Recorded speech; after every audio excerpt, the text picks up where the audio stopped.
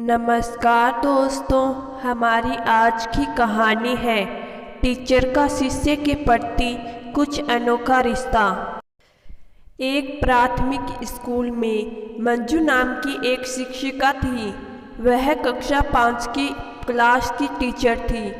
वह कक्षा के सभी बच्चों से एक जैसा प्यार नहीं करती थी। कक्षा में एक ऐसा बच्चा था जो उनकी फटी आंख भी नहीं पाता था। उसका नाम राहुल था। राहुल मेली कुचेली स्थिति में स्कूल आ जाया करता था। उसके बाल खराब होते, जूतों के डोर खुले, शर्ट के कॉलर पर मेल के निशान। पढ़ाई के दौरान भी उसका ध्यान कहीं और ही होता था।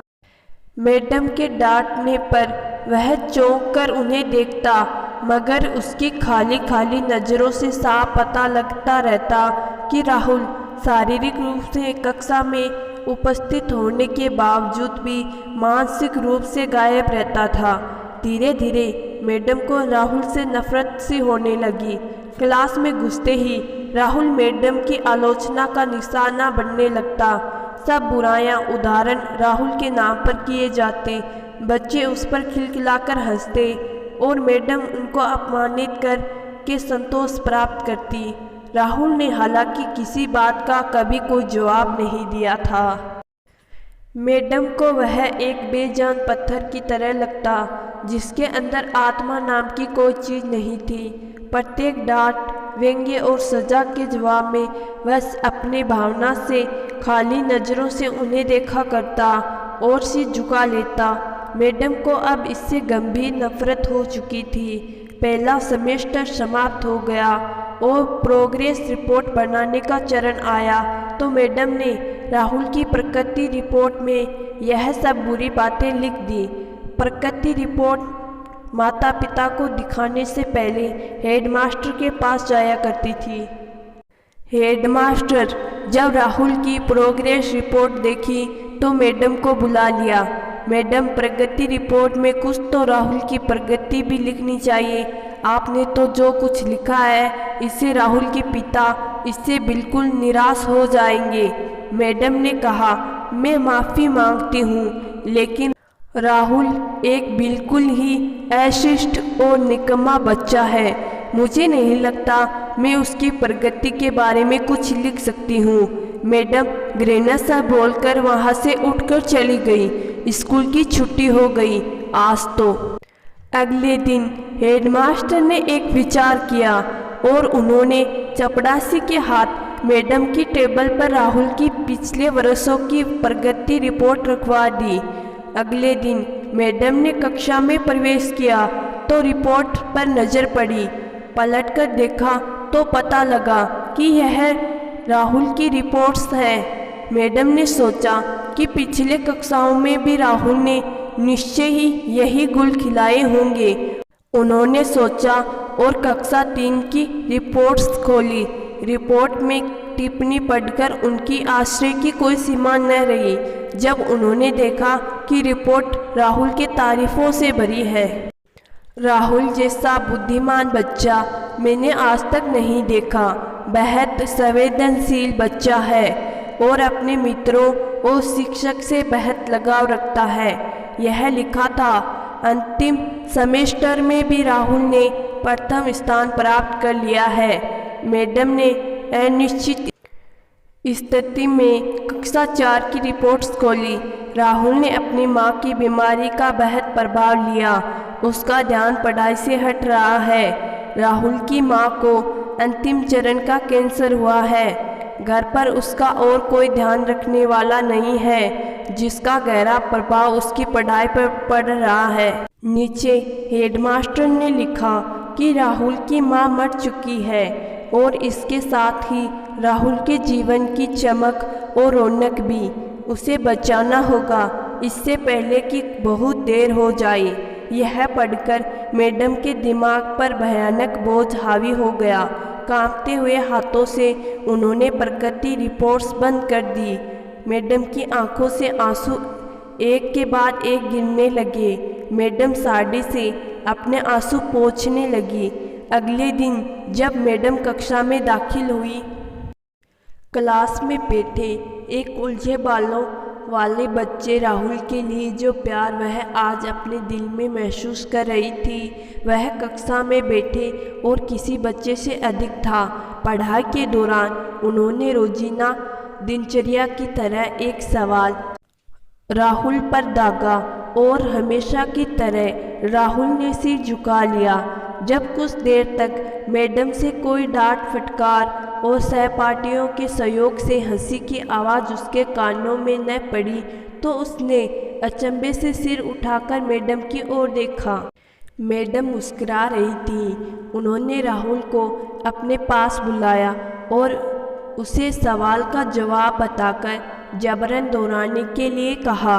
राहुल 3-4 बार के आग्रह के बाद अंततः बोल ही पड़ा। इसके जवाब देते ही मैडम ने सिर्फ खुद खुशी अंदाज होकर तालियां बजाई बल्कि सभी बच्चों से भी बजवाई। फिर तो यह दिनचर्या बन गई। मैडम हर सवाल का जवाब अपने आप बताती और फिर राहुल की खूब सराहना तारीफ करती। प्रत्येक अच्छा उदाहरण राहुल के कारण दिया जाने लगा। धीरे धीरे पुराने राहुल सन्नाटे की कब्र फाड़कर बाहर आ गया। अब मैडम को सवाल के साथ जवाब बताने की जरूरत नहीं पड़ती। वह रोज बिना त्रुटि उत्तर देकर सभी को प्रभावित करता और नए नए सवाल पूछकर सबको हैरान भी करता। उसके बाल अब कुछ हद तक सुधरे हुए होते, कपड़े भी काफ़ी हद तक साफ होते जिन्हें शायद वह खुद ही धोने लगा था। देखते ही देखते साल समाप्त हो गया। राहुल ने दूसरा स्थान हासिल कर कक्षा 5 पास कर लिया, यानी अब दूसरी जगह स्कूल में दाखिले के लिए तैयार था। कक्षा 5वीं के विदाई समारोह में सभी बच्चे मैडम के लिए सुंदर उपहार लेकर आए और मैडम की टेबल पर ढेर लग गया। इन खूबसूरती से पैक हुए उपहारों में एक पुराने अखबार में बदतर तरीके से पैक हुआ एक उपहार भी पड़ा था। बच्चे उसे देखकर हंस रहे थे। किसी को जानने में देर न लगी कि यह उपहार राहुल लाया होगा। मैडम ने उपहारों के इस छोटे से पहाड़ में से लपक कर राहुल वाले उपहार को निकाला। खोलकर देखा तो उसके अंदर एक महिला द्वारा इस्तेमाल करने वाली इत्र की आदि इस्तेमाल की हुई शीशी और एक हाथ में पहनने वाला एक बड़ा सा कड़ा कंगन था जिसके ज़्यादातर मोती झड़ चुके थे। मैडम ने चुपचाप इस इत्र को खुद पर छिड़का और हाथ में कंगन पहन लिया। बच्चे यह दृश्य देखकर सब हैरान रह गए, खुद राहुल भी। आखिर राहुल से रहा न गया और मैडम के पास आकर खड़ा हो गया। कुछ देर बाद राहुल अटक अटक कर मैडम को बोला, आज आप में से मेरी माँ जैसी खुशबू आ रही है। इतना सुनकर मैडम के आंखों में आंसू आ गए और मैडम ने राहुल को अपने गले से लगा लिया। राहुल अब दूसरे स्कूल में जाने वाला था। राहुल ने दूसरे स्कूल में दाखिला ले लिया था। समय बीतने लगा। दिन, सप्ताह, महीने और महीने साल में बदलने भला कहाँ देर लगती है, मगर हर साल के अंत में मैडम को राहुल से एक पत्र नियमित रूप से प्राप्त होता जिसमें लिखा होता कि इस साल कई नई टीचर से मिला मगर आप जैसा मैडम कोई नहीं था। फिर राहुल की पढ़ाई समाप्त हो गई और पत्रों का सिलसिला भी समाप्त। कई साल गुजरे और मैडम रिटायर हो गई। एक दिन मैडम के घर पर राहुल का पत्र आया जिसमें लिखा था, इस महीने की 20 तारीख को मेरी शादी है और आपके बिना शादी की बात नहीं सोच सकता। एक और बात है, मैं जीवन में बहुत सारे लोगों से मिल चुका हूँ, आप जैसा कोई नहीं है। आपका डॉक्टर राहुल। पत्र में साथ ही विमान के आने जाने का टिकट भी लिफाफे में मौजूद था। मैडम खुद को हरगिज न रोक सकी। उन्होंने अपने पति से अनुमति ली और वह राहुल के शहर के लिए रवाना हो गई। शादी के दिन जब वह शादी की जगह पहुंची तो थोड़ी लेट हो चुकी थी। उन्हें लगा समारोह समाप्त हो चुका होगा, मगर यह देखकर उन्हें आश्चर्य की सीमा न रही कि शहर के बड़े डॉक्टर, बिजनेसमैन और यहाँ तक कि वहाँ पर शादी कराने वाले पंडित जी भी थक गए थे कि आखिर कौन आने बाकी है।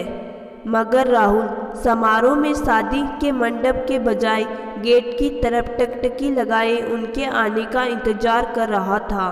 फिर सबने देखा जैसे ही एक बूढ़ी औरत ने गेट में प्रवेश किया, राहुल उनकी ओर लपका और उनका वह हाथ पकड़ा जिसमें उन्होंने अब तक वह कड़ा पहना हुआ था, कंगन पहन रखा था, और उन्हें सीधा मंच पर ले गया।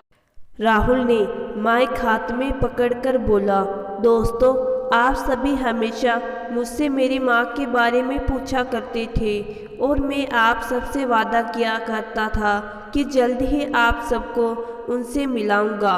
ध्यान से देखो, यह मेरी प्यारी सी माँ, दुनिया की सबसे अच्छी है माँ, यही मेरी माँ है। दोस्तों, इस सुंदर कहानी को सिर्फ शिक्षक और शिष्य के रिश्ते के कारण ही मत सोचिएगा।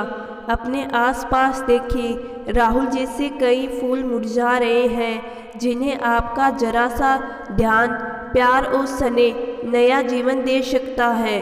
तो दोस्तों, मैं आशा करती हूँ कि आज की कहानी आपको ज़रूर पसंद आई होगी।